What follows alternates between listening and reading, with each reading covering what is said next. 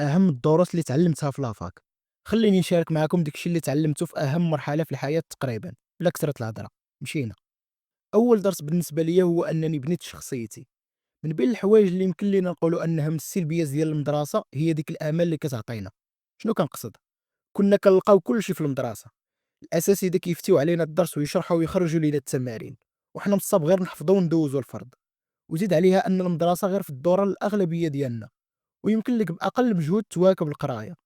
فهاد الروتين اللي كنبقاو فيه لمدة 12 عام كيجي واحد النهار وكيتلاح عليك فيه كلشي وانت ما واجدش.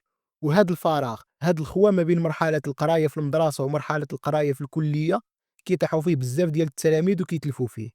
في لافاك تعلمت نعتمد على راسي، وملي كنقول لك تعلمت ماشي من النهار الاول ولا السومستر الاولى، حتى ساليت من لافاك عاد عرفت راسي تعلمت هاد الدرس. تعلمت نتحمل مسؤولية راسي، فهمت أن ديك الحوايج اللي كنت كندير اللي كانوا كيضيعوا ليا الوقت ما غيوصلوني فين. فالوضعية اللي تحطيت فيها في لافاك فيقاتني ووجهاتني وبنات فيا بزاف في الشخصية بحكم الاحتكاك بالحياة. وهنا الدرس الثاني اللي تعلمته، مدرسة الحياة. كيف ما قلت لك في الاول، في المدرسة ما كنكونوا كنديروا والو تقريبا، كلشي تقريبا كيديروه هما اللي الدار وكديروا المدرسة. ومن بعد في الغالب كتولي مسؤول على كلشي، حتى انك يمكن تمشي لمدينة اخرى وتكري وتصرف على راسك وخاصك تقاد امورك. يمكن تخرج تكمل قرايتك على برا وانت عمرك قليتي تا بيضه في داركم. فهنا كتخرج لمدرسة الحياة. بالنسبة ليا لافاك دارت واحد النقلة نوعية في هاد القضية هادي. خديت دروس في مدرسة الحياة، وأهم درس هو الصبر. إلا ما صبرتيش ما غتعيش من الآخر. خاصك تصبر على القراية، تصبر باش تحمل الضغط، تصبر على الطوبيس، تصبر باش تنجح. فبلا صبر ما غدير والو. درس آخر هو راه ما كاينش شي حاجة مقابل تا حاجة. إلا ما درتيش مجهود كبير ما غتجيبش نتيجة وما غتوصلش للهدف اللي باغي. بل يمكن دير مجهود قدو قداش والنتيجة تكون بسيطة، قل من اللي كنتي كتوقع. وهاد الدرس اللي فهمو وتقبلو غيديماري في الحياة. كل الطلبة بدون استثناء وقع عليهم هاد السيناريو. كتبريباري شي موديل مزيان حتى كتقول صافي هذا غنفاليديه بمونسيو. فاش كتخرج الريزولطا في احسن الاحوال كيتفاليدا ب 10 ولا 11. هادشي الا ما داش للراتراباج. وهاد الدرس كيربينا به سيدي ربي.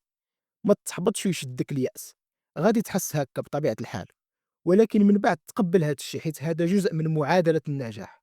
وما عرفتيش شنو جاي في الطريق، فانت كتشوف وكتفكر في دابا، ما عارفش الخير فين كاين. فانت طلب سيدي ربي يوفقك للخير، وديما بدل الشوفة ديالك للصعوبات اللي كتواجهك. ديما قلب على المنحة في وسط المحنة. كيف ما كتقول واحد الكوت: challenges aren't meant to stop you, they are meant to teach you how to grow. التحديات ما كتوقعش باش توقفك، كتوقع باش تعلمك كيفاش تكبر. واعر هذا الكوت. الدرس الثالث هو الأهمية ديال الحضور. للأسف ما تعلمت هذا الدرس حتى لآخر سومستر. من أكثر الحوايج اللي كانوا مأثرين عليا في لافاك هو الحضور. لبزاف ديال الأسباب ما كنتش كنحضر بزاف للمحاضرات، وهذا خطأ كبير. الحضور مهم مهما كان، واخا تمشي غير تجلس وتخرج، واخا ما تفهم والو، خاصك تحضر. حيت غتفهم شنو واقع بعدا، غتعرف ديك البروف كيفاش كيخدم وشنو كيطلب في الامتحان، وغادي تدي معاك شي بركه ديال المعلومات واخا يجيب لك بالك راك ما كتفهم والو. مع الوقت غادي تلقى راسك بديتي تفهم وتستوعب الموديلات ديالك ملي غتجي تراجعهم. تماك غتعرف الأهمية ديال الحضور، حيت دماغك كان خدام كيدخل ويحلل في المعلومات، باش الوقت اللي تبغي توجد للامتحان وتبدا تستف مسائلك كتسهل عليك المراجعة. فواخا يجيك الحضور ثقيل وممل كيبقى مهم وضروري. هادشي اللي هضرنا عليه من قبل، خاصك تصبر. هذا هو الخيار الوحيد اللي عندك، ولا غتجيبها في راسك. الدرس الرابع هو المواجهة والهروب. خليني نأكد لك واحد اللعيبة: غادي تمحن معليش، طرتي ولا نزلتي، واخا تعيا تهرب، هي هكا دايرة. لا بد تعاني ولا بد ما غتكون صعيبة، وهذا الشيء ما كنكونوش مولفين به. وهنا فين كاين المشكل. الطريقة اللي كنشوفوا بها المشكل هي المشكل. كنشوفوا باللي حنا ما قادرينش على هذا الشيء. اش داني نشد شي باك، اش داني نمشي لافاك. ولكن الا درتي زوم اوت وتاملتي شويه في راسك وفي الدنيا اللي دايره بك، غتلقى باللي هذه هي الحياه. شنو زعما غنبقاو دراري ديما ما غنكبروش؟ سو تيك ات ايزي، شوفها فرصه للتعلم. اسيدي ما تنجحش، ما تفاليديش كل شيء، ما تفهمش، خلاص تقبل الموضوع وما تهربش منه. واجه ما تهربش، حيت ما غتهربش، غتزيد غير توحل راسك. حيت هذه حياتك، وما غيحك لك جلدك غير ظفرك. ما تصورش شحال هاد الدرس غيبدل لك حياتك وغيخليك تكبر، غيخليك تفهم الكونسيبت ديال الحياة كاملة. فمهما كان داك الشيء اللي غادي يواجهك صعيب، واجهه حتى انت وما تهربش. ومع التجارب غتولف، غتكتسب المناعة. مرة أخرى واجه ما تهربش. الدرس الخامس: حتى واحد ما غيشدك من يديك ويعلمك. من أكثر الأفكار اللي كانوا مأخريني في لافاك هي هادي. كنت كنتسنى شي واحد يجي ويوريني ويفهمني، شي واحد يدفعني للقدام ويصوفيني. فاللي اكتشفته هو ما كاينش شي واحد بحال هكا. وهنا فهمت باللي أنا اللي مسؤول على راسي، أنا اللي خاصني ندير كل شي. واخا خدات مني وقت طويل باش نتعلم هاد الدرس، ولكن ملي استوعبته وطبقته في آخر سيمستر كان الفرق كبير. ومن بعد كان الأثر كبير في حياتي من بعد، حيت كتوصل لمرحلة كتولي فيها مستقل، ما كتسنى حتى حاجة من حتى واحد. باختصار، فانت دابا كبرتي، ما محتاج تقول لا راه ما وراونيش وما قالوليش. عندك عقل، عندك عينين، عندك ودنين. انت مسؤول على راسك. ما عارفش تعلم، سول، قلب حتى تعرف. ما تلعبش دور الضحيه حيت ما غتطفروش. كون هاني، دبر لمحاينك. والموضوع ما كبيرش حتى لهاد الدرجه. اللي صعيبه هي البديه، هي انك تواجه الفكره. فما تسناش هذاك سوبرمان اللي غادي يجي ويصوفيك. انت اللي خاصك تولي سوبرمان ديال راسك. الدرس السادس: النجاح خاصو تضحيات. ليس هناك شيء مقابل لا شيء. واش يمكن تمشي تشري شي حاجه من الحانوت بلا فلوس؟ واش يمكن تشري غرام واحد من الذهب بلا فلوس؟ حتى النجاح في لافاك كينطبق عليه نفس المبدأ. حيت ما يمكنش تنجح بلا ما دير مجهود، بلا ما تضحي براحتك وترفيهك. انا عارف باللي التليفون بالنسبه لك هو صاحبك، هو الملجأ ديالك. وانا عارف باللي الكره هي هرمون السعاده ديالك. ولكن الا حليتي الباب للترفيه، صعيب تسدو مره اخرى وترجع تعطي في القرايه. خاصه ملي ولا الترفيه كيستهلكنا، حتى هو كياخد منا مجهود. واخا كيجيب لك بالك راك غير جالس كتفرج وكتلعب، لا، راك كدير مجهود بدماغك. جالس كتستهلك مساحه التفكير اللي انت في امس الحاجه ليها تخسرها في القرايه. فلا بد انك تضحي بالترفيه وشويه ديال الراحه. بحال الباتري ديال التليفون، خاصك تحافظ على الشارج وما تستعملش التليفون الا للضروره. حيت الا طفى صافي ما عندكش كي دير تشارجيه. وإلا بغيتي دير غير مكالمه محتاجها ما غتلقاش باش. انت محتاج الانرجي اللي غتستهلكها في شي حاجه من غير القرايه. فحاول تحافظ عليها ما امكن. ودير لراسك سيستم: حدد وقت القرايه ووقت للترفيه. حدد حتى الوقت اللي غتضيعه، المهم تكون واعي به. هذا ما كان. الدرس السابع: غتستافد. كن متيقن ان هذه المرحله مهما كانت النتائج ديالك فيها غتستافد منها بشكل او باخر. المشكل ديالنا هو التوقعات اللي كتكون عندنا، خصوصا الا كنتي تلميذ مجتهد من قبل. يمكن تكون طالب مجتهد ولكن النتائج ديالك ما غتكونش كيف ما ولفتي في المدرسه. والسبب الرئيسي والمباشر هو سوء التوجيه من جهه، ومن جهه اخرى ما كنتيش واجد لهذه المرحله. واخا هاد الشيء هذا قدرتي تواكب التغيير وتسلك راسك.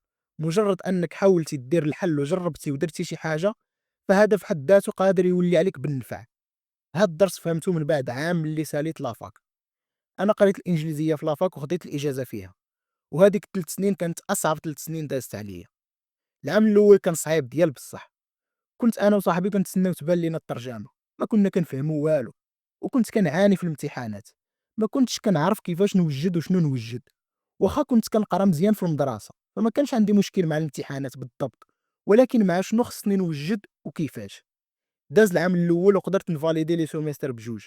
السوميستر الثالثه بديت نشد الريتم ونولف شويه، ولكن جات كورونا والحجر الصحي. فخلاص، لمده 7 شهور ولا اكثر ما كناش كنقراو. زيد عليه هذيك التعليم عن بعد اللي كان في الحقيقه بعد عن التعليم. كانت تجربه ما فيها ما يتشاف.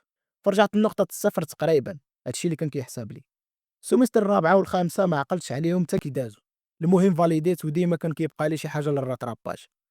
جات السوميستر السادسه، هنا كنت جمعت شويه ديال المعرفه والخبره. فكان التعامل ديالي معاها مختلف على اللي سبقوها. ما عرفتش كيفاش ولكن من بعد عرفت. فالحمد لله عطيت في هذيك الشيء اللي ما قدرتش نعطيه من قبل. حضرت المحاضرات كتر وفهمت كتر ولقيت المراجعه بدات كتسهل. عرفت شنو نوجد وكيفاش نوجد. لقيت اللغز اللي كان مرضني. من هاد الشيء كامل جبت الاجازه بمقبول. يعني بميزان القرايه نجحت بالسيف وصافي ما غدير حتى لعبه. شكون غيديها في شي واحد جايب الاجازه بمقبول؟ كنت كاره راسي وحاس باللي فشلت. المهم بديت نتحرك شويه في التعليم. لقيت راسي كنميل لهاد الدومين. بديت كندير السوايع ولقيت راسي قادر نقري الانجليزيه ونشرح القواعد ديالها. لقيت راسي كنفهم اللغه اكثر من اللي كان كيحساب لي. حيت كيف ما قلت لك حنا عندنا فكره باللي ان النقطه هي كل شيء. جبتي النقطه انت قريتي مزيان وواعر في داك الشيء اللي قريتي. الا ما جبتيش النقطه انت كسول. ولكن عرفت باللي النقطه في الاخر هي مجرد رقم الا كنتي باغي تلقى خدمه. اللي مهم هو المهارات اللي عندك والقيمه اللي ممكن انك تعطيها في خدمتك. كنت كنظن باللي مشيت لافاك نقرا الإنجليزية بالطريقة ديال المدرسة اللي عارفين، ولكن لقيت راسي بميزان القراية ما نجحتش، ولكن ربحت الأهم اللي عرفت قيمته من بعد، هو أنني اكتسبت اللغة. زيد عليه هاداك الشي كامل اللي تعلمته في الطريق، عرفت أهمية الوقت، أهمية المهارات واكتسابها وتطويرها، وداك الشي كامل اللي هضرنا عليه في هاد الفيديو. فكنأكد لك أصديقي باللي راك غتستافد غير كون هاني. دير زوم اوت وشوف راسك من بعد سنين، من بعد ما غتسالي من هاد المرحلة، الأثر ديال السعي ديالك غيبقى معاك. وهاد الشي ما كيعنيش باللي النقطة ماشي مهمة وبلا ما تحمق راسك، لا، اجتهد ودير اللي عليك وعطي اللي في جهدك، وفي الأخير تقبل النتيجة ديالك واخا تكون ماشي بقدر التوقعات ديالك. وصلتي معايا لآخر الفيديو كنحييك، كنتمنى تخرج بشي حاجة مفيدة. إلا كان ممكن تخلي لي رأيك أو اقتراحك وحتى الانتقاد ديالك في التعاليق. خلي جيم الفيديو إلى عجبك، وكنتمنى لكم التوفيق والنجاح. نشوفكم.